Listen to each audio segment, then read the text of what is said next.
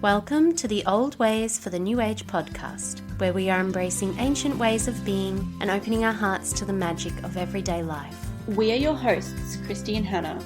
Join us as we romance the ordinary, re-enchant our own lives with plant magic, and get ourselves back to the garden.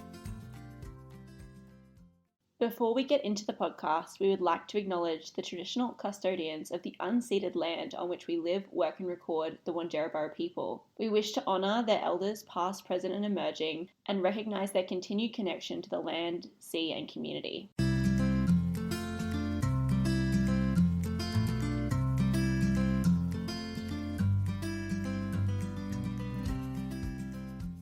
Hello everybody and welcome back to this week's episode of the Old Ways for the New Age podcast. We are talking this week about quite a few exciting topics. First of all, Kristy's going to jump in and talk to you all about root medicine, which is one of my favourite topics and is so perfect for this time of year, which is why we're talking about it. And also about grounding, which a lot of you are probably familiar with, but maybe you don't know how it actually works and what it does to benefit the body. Sometimes it's one of those terms that just gets thrown around without much explanation. So she's going to cover that. I'm going to then talk about the Wheel of the Year and Mabon, which is the season that we're coming into right now, also known as the Autumn Equinox. And excitingly, on the topic of the autumn equinox, we will be sharing a little tidbit about our autumn equinox twilight gathering. So if you've ever been to one of the twilight gatherings at the store at Bohemian Farmhouse before, you'll know kind of a little bit of what to expect, but it's something that we're running 4 times a year on the solstices and the equinoxes, and anyone local is invited, or not local if you want to travel for it. But it is a small event, a twilight event. It's about 3 to 6 p.m. and we're really excited to be hosting our first autumn one. So I'm going to jump right in and I hope you enjoy today's episode. I'm going to start with a quote from my favourite deck, The Materia Medica by Kendall Quack, and she has this written under her section for Burdock. Root medicine teaches us the value of remaining grounded, trusting in natural processes, and learning from and integrating past experiences. Root medicine is a concept that if you try and Google it, you're not going to come up with much at all. It's one of those things that I think comes with understanding herbs and plants on a very deep, intimate level. No pun intended. It's also about living seasonally and recognizing the rhythms of the earth and growing patterns. Seasonal living is to consciously surrender to the inevitable changes within and around us. So seasonal living is about allowing for those different periods without being attached to any one of them and trusting that there will be a return of all phases in due course. So when we focus on autumn, we're focusing on the things that make autumn so vibrant and unique to this time. And we do that by looking at the world around us. So in autumn, the seasonal changes in light and the cooler temperatures are a cue for many plants to enter into dormancy. So during this period, a lot of plants will lose their leaves and they will shift from growth mode into winter survival mode. And as a part of this process, plants shift the manner in which they store energy. So this means that sugars and other forms of energy previously produced and stored in leaves and other plant tissues are sent further down the plant for use and storage over winter. In the case of most herbaceous perennials and root vegetables, this vital energy is stored primarily in the roots.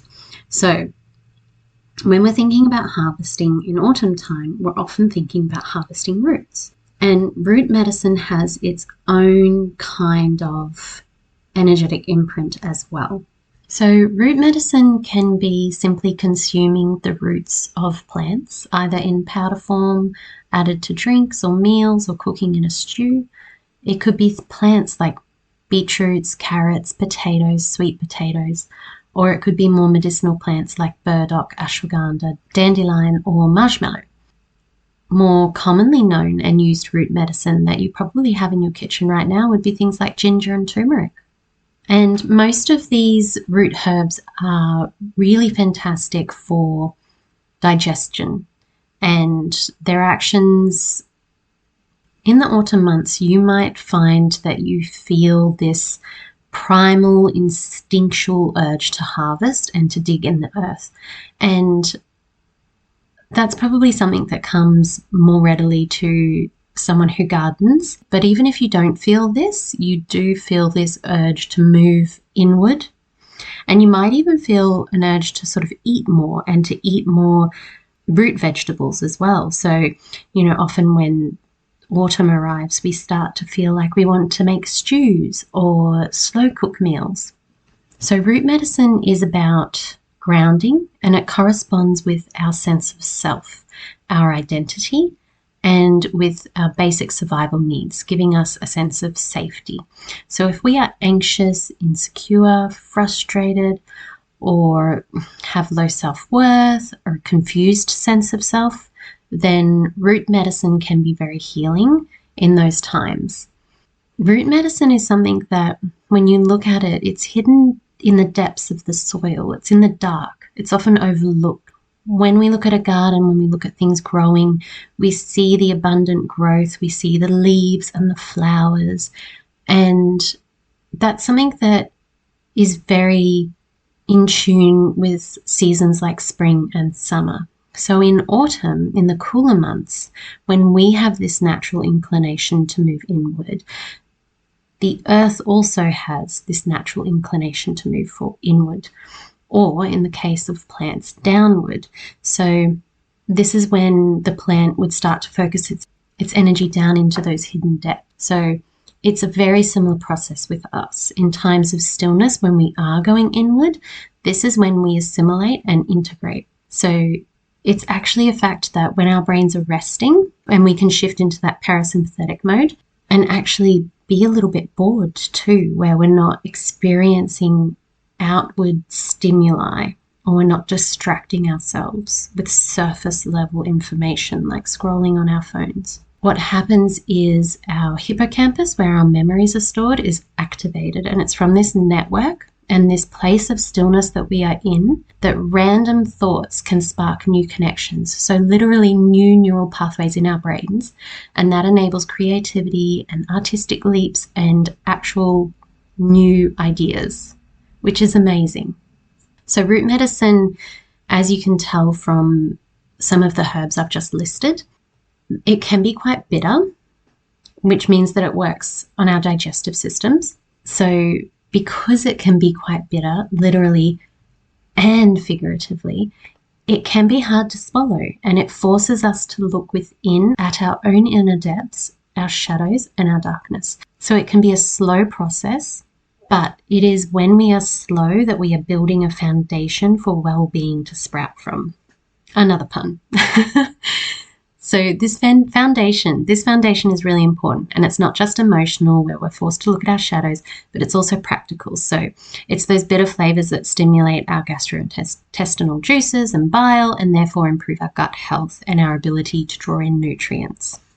So let's have a little chat about best practices for harvesting roots.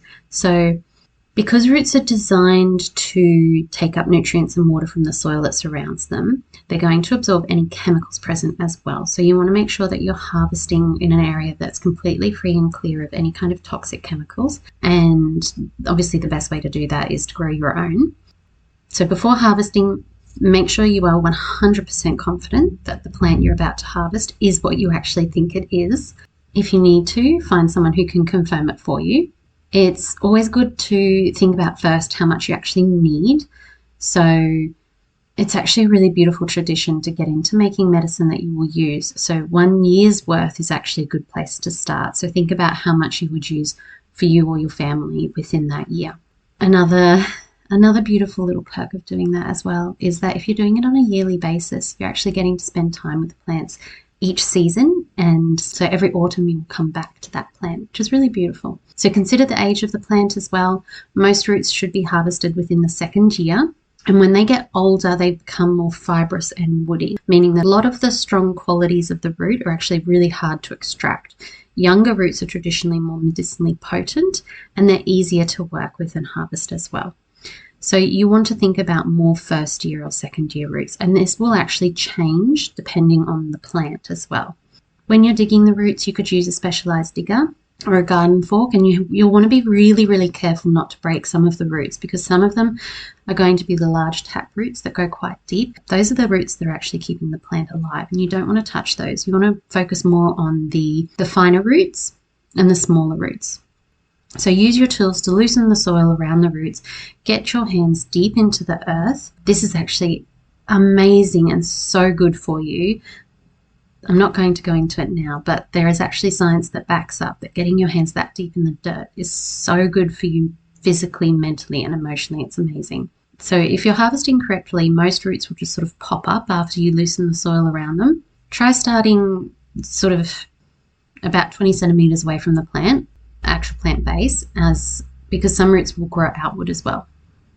Once you've harvested, make sure to thoroughly clean and dry the roots. Best practice is to process right away after harvesting, because you don't want things to get moldy, and roots have a propensity for that because they're thicker and they take a longer time to dry. So if you're tincturing the fresh roots, you want to do that right away. Or if the weather is not in your favor and it's damp or it's too cold and there's not enough sun or warmth, you might want to use an oven at low temp or a dehydrator. You want to get them dry as quickly as possible. So the two plants that I would focus on for root medicine would be dandelion and burdock. And beautiful dear dandelion, I do love her so, but today we're actually going to talk about burdock. So burdock is this really beautiful plant that has this expansive kind of presence. It's got these huge green leaves that sort of look a little bit like they have that sort of feel of being similar to like a cross between a zucchini plant and a comfrey plant, I would say. They're just really beautiful big leaves. When it comes to astroherbalism, burdock is a classic example of a Jupiter-ruled herb. And I'll just read you a little section from the Rowan and Sage blog about burdock here. Burdock root physically and energetically grounds our sense of being, helping us to root ourselves in both the world around us and in our own bodies. Through its relationship with Jupiter, it ultimately provides the stability of generous nourishment, helping to restore the body, promoting health and vitality, and giving us the faith and trust to move forward on our paths with vigor and momentum. So physically, burdock is a digestive plant, and it has diuretic and bitter actions. It helps increase liver and gallbladder secretions, which help to process toxins and make room for nutrients and aid in the absorption of oils and fats. So it means that we're digesting properly and we're actually drawing those nutrients from our food into our bodies. Burdock Spirit, to me, teaches us that we need to consider grounding ourselves, and when we do so, we're actually being still. And when we're being still, we are processing things and experiences that have happened. So it means that we can assimilate information as well. And it's kind of mirrored in that way that it helps us to draw in nutrients and that digestive ability. It helps us to do that in our own minds with our own experiences. So Burdock Spirit teaches us to consider grounding ourselves and create meaning from experiences, reminding us to nurture our bodies and tend to our homes. So it is at home that we feel most safe and connected, and it's here that we most easily relax and get into that rest and digest. It allows us to let go of a lot of fears and discomforts, and so that is the goal of burdock. It wants us to feel at home in our bodies. Another way that we can feel at home in our bodies is through the process of grounding. So grounding is part of root medicine. It's something that's really hard to come by in this world. And the region that most affects how grounded you feel is your root chakra. So that is located at your pelvic floor. And your root chakra is responsible for your sense of safety and security. It's where your feelings of being grounded and secure live. So if you're experiencing anxiety, fears, nightmares, any issues with reproductive organs or elimination, these are all signals that your root chakra is experiencing blockages. So some of the signs of an imbalanced root center are things like excessive daydreaming, lack of fulfillment and satisfaction, indulging in addictive behaviors, negative and destructive emotions, neediness, and codependency on others. So earthing, which is also known as grounding, is a fantastic process for this. Earthing actually refers to the discovery that bodily contact with the Earth's natural electric charge stabilizes our physiology at the deepest levels and reduces inflammation, pain, and stress, improving blood flow, energy, sleep, and basically just giving us a greater sense of well-being. So the Earth is actually like a gigantic battery that contains a natural, subtle electrical charge. And it's a special kind of energy that's present in the ground. So for safety and stability, most everything in the electrical world is connected to it, whether it is an electric power plant or your fridge. So you are a bioelectrical being living on an electrical planet. Your body operates electrically. All of your cells transmit multiple frequencies that run your heart, your immune system, your muscles, your nervous system. All living things on our planet are connected to the ground's electric energy. So we rarely go barefoot. We rarely walk around outside. We always wear shoes. And a lot of these things stop us from absorbing the ground's energy. So for decades now, we've been wearing things like rubber and plastic-soled shoes, and these act as a barrier. So we're basically insulating ourselves from the electrical current of the earth. We put concrete on everything. We stay in our homes very often. We generally don't sleep on the ground anymore, as we have done throughout history. And it's funny because if you actually go camping and sleep on the ground, you wake up feeling so amazing, so refreshed. You know, think about it. Now we live so far off the ground. High-rise buildings in cities are just so far away from the ground. And this means we're disconnected, we're ungrounded, we're not in touch with the earth. So scientific research now has actually shown that the more connected you are to the earth, the better you're going to feel, and there's actual physiological benefits as well. All right, so how does this work? When you are grounded, the rhythm of your stress hormone cortisol starts to normalize. So cortisol, you probably know, is connected to your body's stress response.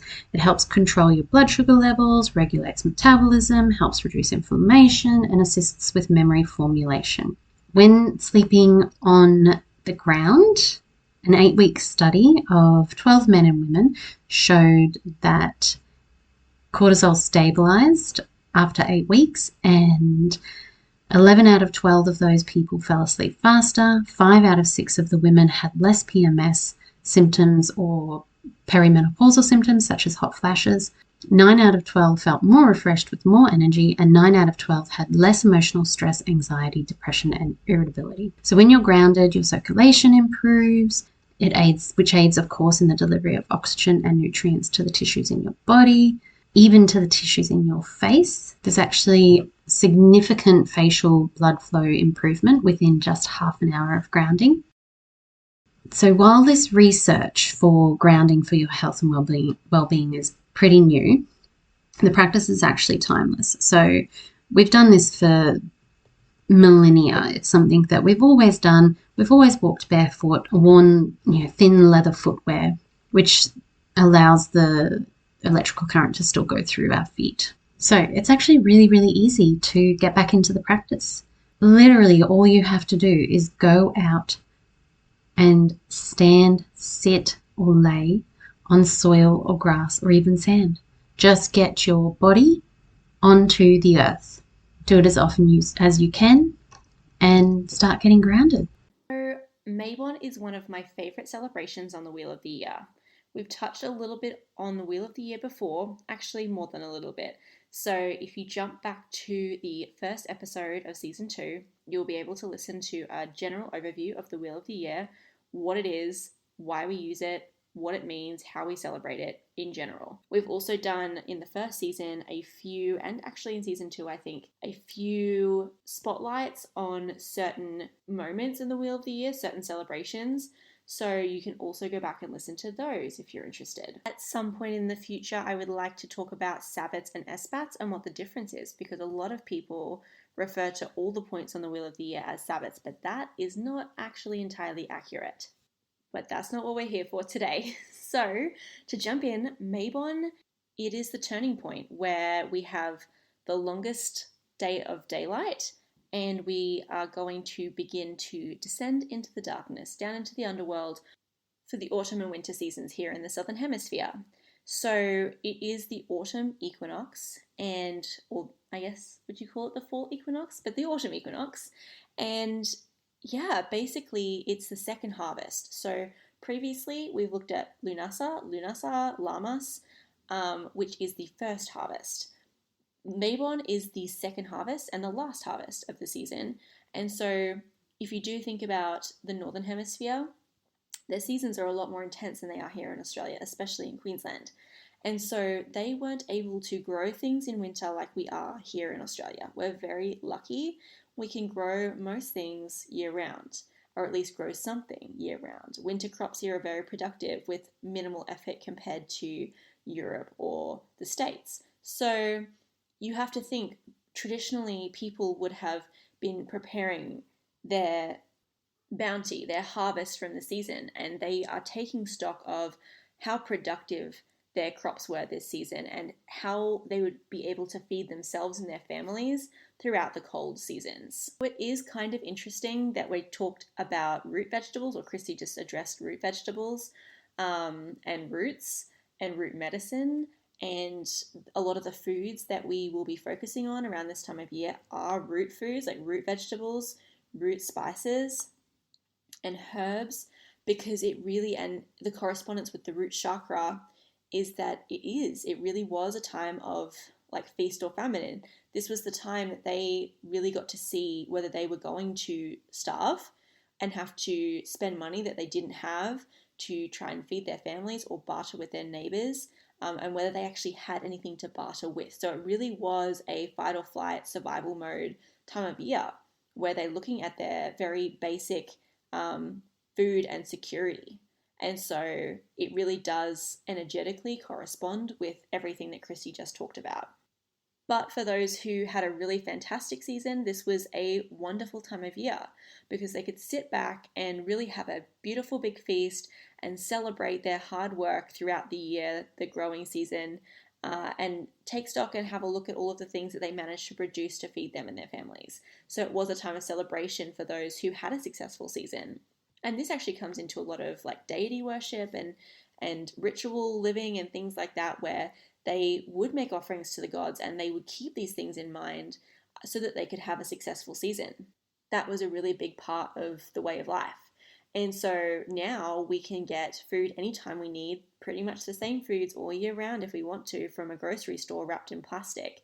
And we don't have the same appreciation for this time of year that we probably would have had if we were growing all of our own food. In terms of what's happening with the Wheel of the Year and the gods and the goddess, or the god and the goddess, we're now looking in Lunasa or Lammas. We had the grain god. He was the grain god. He was in that archetypal phase, and he's now moved on to the god of the vine.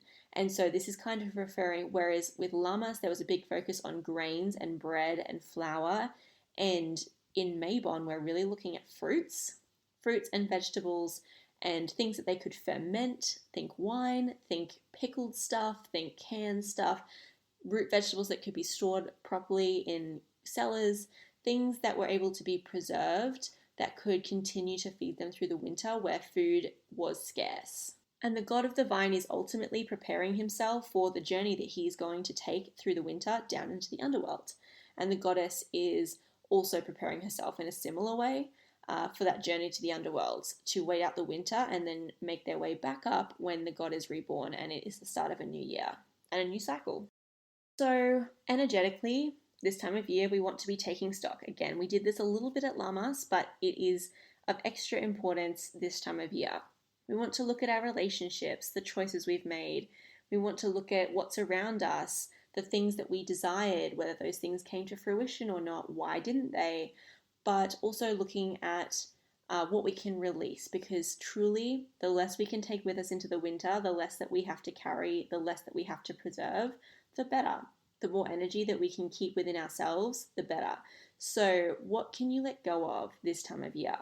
That's the big thing to think about. And it is a great time of year to burn, to release, to let go of these things. Some amazing activities that you could do to celebrate Mabon would involve particularly a feast. It's a nice feast time, although every Sabbath and Esbat is pretty much a good time for a feast. But definitely looking at those fruits, some grapes, some beautiful ripe fruits. You want to be maybe having some bread, but at Mabon with food, the focus really brings in the herbs.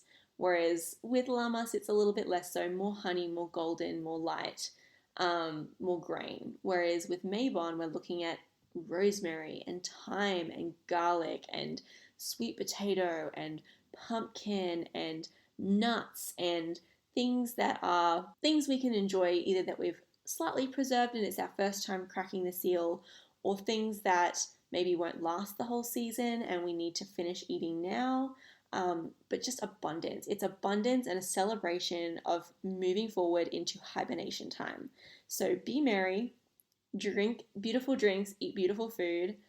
Some really nice recipes I saw involved like pumpkin pies and using spices like cinnamon and clove, which is perfect going into winter because these spices are warming. They're going to help to increase circulation, and all of these spices also happen to be, herbs and spices I should say, happen to be protective. And this is also an amazing time for protective magic, as you will be having more people inside more often. You'll be in each other's space all the time, particularly if you live in an area that snows. But also, I just think in general, we're heading towards Samhain or Samhain, which is, the veil is very thin that time of year. So it's really good practice to get your protection magic in now and start to really clear and cleanse the home and fortify the home and get yourself in order for Samhain to come and then deep winter to come next. Pumpkin carving is also very popular this time of year, and I really loved reading about pumpkins actually and pumpkin magic. And traditionally, it wasn't pumpkins that were being carved, it was actually turnips. And the blogger that I was reading actually said something really funny. She said, "The act of carving faces into a vegetable originates with the Scots and Irish, but they didn't carve pumpkins in the old land. They carved root vegetables like turnips," which I hear is much harder than carving pumpkins. And by the way, if you have time, Google turnip jack-o'-lantern and have a change of pants at the ready. This is the stuff of nightmares. And I completely agree with her. It is very creepy. So this was on the Otherworldly Oracle blog. She talks a lot on this blog about using pumpkins for magic, and there's so many ways you can do it. So you can do it in the act of carving, you can use them to paint or carve sigils into, you can use the seeds in spells, you can bake a pumpkin pie and have the spices have their own magical properties and stir your intentions into it as you're preparing it. There are just so many ways that pumpkins can feature this time of year, and I think that that's really easy and accessible and really fun. They also make a great offering to your ancestors and gods, particularly in the next season we move into, which is Samhain. Pumpkins are very well known that time of year. Some great Mabon activities that would be wonderful to try is wreath making. Beautiful to make a wreath for your front door. Really wonderful to do a bonfire with family and friends. You could bake with your family and friends. It again is a great time for protection magic. You can make corn dollies this time of year.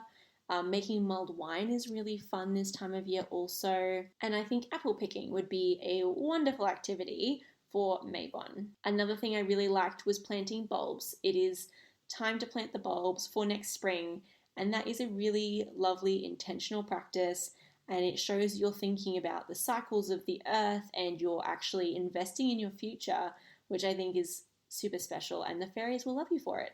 There truly is so much more I could say on Mabon, or Mabon is technically how I think it's pronounced.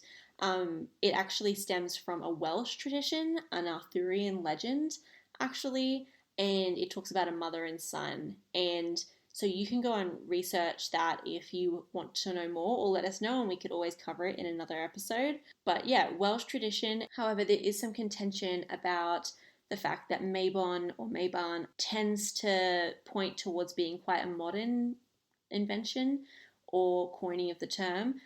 So Autumn Equinox is more correct in terms of old school Celtic paganism. Mabon is definitely a more modern way to describe the season. Altars, lastly, altars this time of year would be including your autumn leaves, your reds, your browns, your oranges, maybe a titch of yellow. You could put your corn dolly on your altar. You could leave an offering of fruit or part of your feast or some wine or mead or really anything that you've enjoyed that is a representative symbol of the bounty that you've experienced in the season. And just to finish off, I would like to share a little bit about our Autumn Equinox Twilight Gathering at Bohemian Farmhouse. So our Twilight Gatherings are small boutique events. Anyone is welcome to come, and we put on some free drinks, and that usually involves cacao and some tea, some seasonal stuff. You can choose to come on either a free ticket or a paid ticket. Paid tickets get little goodie bags. They're not actually little, they're very value packed and they're wonderful. So I do highly recommend that if that's something that's an option for you. However, you can just come along on a free ticket. We highly encourage you to just register ahead of time so that we know how much food and drink to prepare. For the summer solstice, we did pressed flower cupcake decorating, and we do discounted flower essence readings, and we hang out with each other, and we're hoping to incorporate a bit more ritual and a bit more education around the events as too, like why we're having it, what the season means for those of you who are really new to the craft or to the pagan path, or you're just generally interested. So definitely, if you can come along, I highly recommend it. We would love to meet you and see you and have a chat with you, and you get, with the paid ticket, you also get discounts in the store, so you can have a shop, maybe stock up on some gifts for people, however you want to use your discounts. But yeah, we would love to see you. Thank you so much for your support. We are loving the feedback. So if you are enjoying the podcast, please give us a shout on Instagram, tag us. We love to hear from you. Your reels have been absolutely beautiful. And yeah, let us know. Give us your feedback. I hope you've enjoyed. I hope you have a wonderful Mabon season, and we will talk to you next week. Thank you for joining us and for listening in. We know your time is sacred and special, and we appreciate you spending yours with us. Please feel free to go ahead and follow us on Instagram at oldwaysforthenewage_podcast to see more of what we talk about here. We hope you'll join us next time. Until then, bye for now.